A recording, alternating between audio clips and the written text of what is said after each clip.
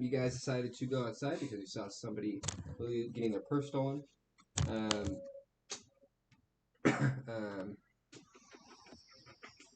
Basically, from there, you guys just got the outlaw, got the purse from that lady in the beginning, and then gave the purse back to her, and then realized that the funds in there weren't actually there. And, Oh, that fucking guy. And the lady was just kind of mean, and that was the end of that.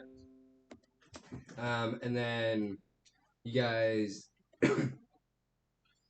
You guys met the mayor while he was leaving his room. He seemed really odd. He just seemed like he was in a great mood, but you guys knew before that he was not in a great mood. So, because he was talking to himself and throwing shit in his room and drunk the other night.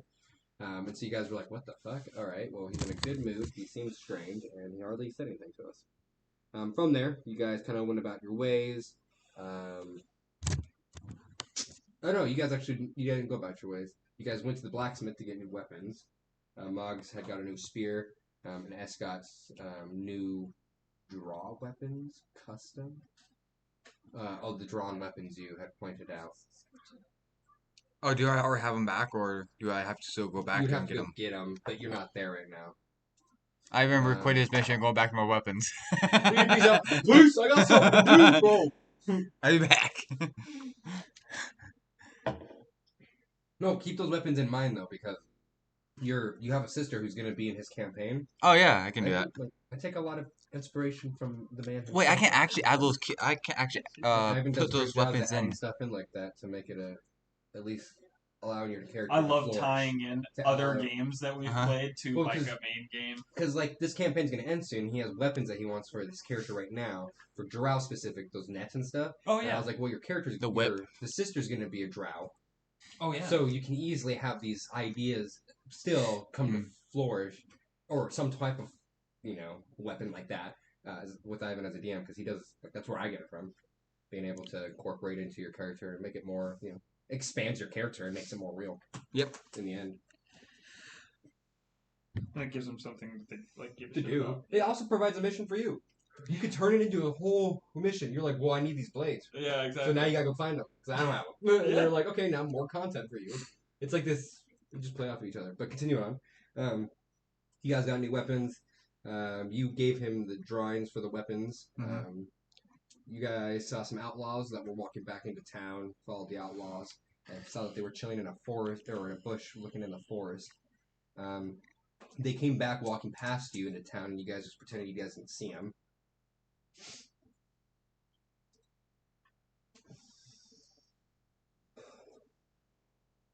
Oh, you came for that one. That was quick. You did. That was fast.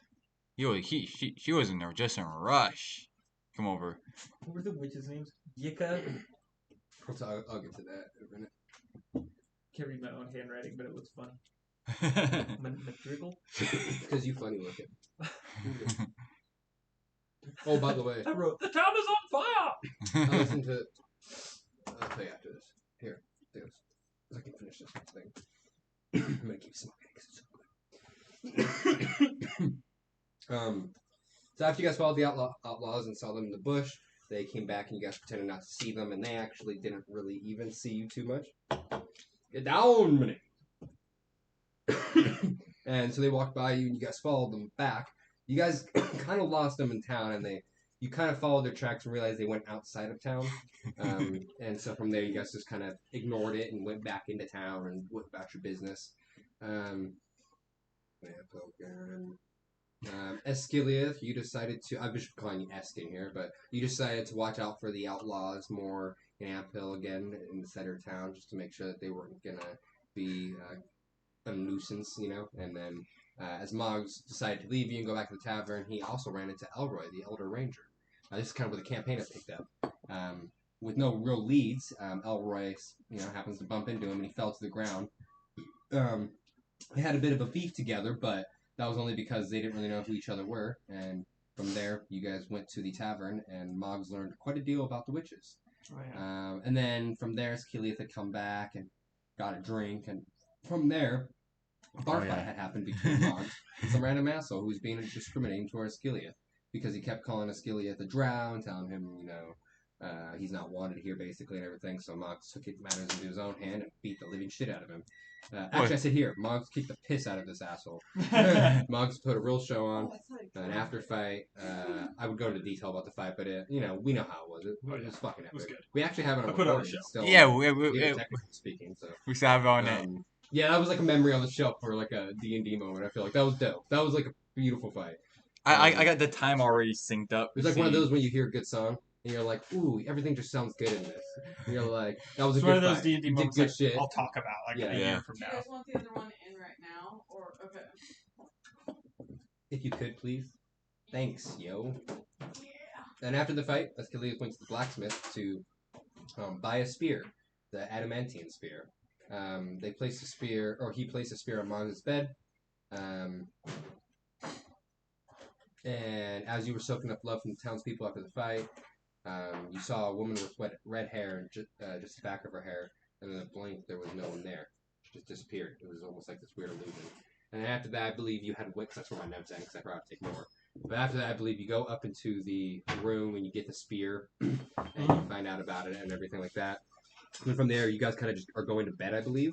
And then the attack happens that same night. Yep. You guys wake up, and from there, you guys see like the little fires that are being started. And you hear that it's the witches, and Moggs, or not Moggs, but Ekilleth actually saw that Jill and Triss were walking into the forest, and he went off to go get them. A note was left by a beautiful nat 20 arrow that was shot. Yeah, buddy. I forgot about that. Yeah, see those things. Those things relieve moments or like a impression in your mind. And from there, you guys, you went into the forest and sprinted as fast as you could and caught up to him and traveled 5 days following this weird lady who's controlling Jill and Triss, and they were like, just walking for 5 days, calm as could be, never ending. You guys took these weird little rests in between to keep like leapfrogging over each other and making it over. Oh And yeah. finally, you guys made it to this hut on. I actually have all these notes right now. Think it likes cheese. Raven, you too. Very similar to the weather, how it was this morning with like the light snowfall. I don't know if you saw the weather this morning or not. Yes, yeah. It's like a light snowfall, but it's like you could look outside and be like, oh my god, it's snowing. It's Okay. just a little light sprinkling. Like down, no basically. blizzard or No, anything. it's just it's silently it's falling. just It's like the most snowing, peaceful snowfall, basically. I got you. And as you guys arrived at the hut on November the 23rd at 11:35 p.m., 1385 DR, it was sprinkling of snow for the whole. This weather is sprinkling of snow for the whole night. It's about 20 degrees. You guys decided to. You guys heard these ladies going, talking and making a fuss, and you hear them talking about getting the cauldron going to potentially boil up Jill and Triss, and you guys decide that it's time to make a move. And so you guys, one of you goes to the back, which I think was Ekilleth, and then Moggs. It was Ekilleth went to the front, and he casted darkness. Oh, your knight went to the back. Knight went to the back. He went to the front. You went to the I front. went. I You was. went to the window. I and was cast still darkness. outside. Yeah, on the Yeah. grass and casting darkness inside. And after that, once you cast darkness, they go, ha ha, ha, silly fools. They should have studied up more. And that's where we pick back up. But I'm gonna smoke the rest of this. And that's where I'm gonna end this video. This area. Nice. That's when we end it. So you guys can watch part 2 and next clip.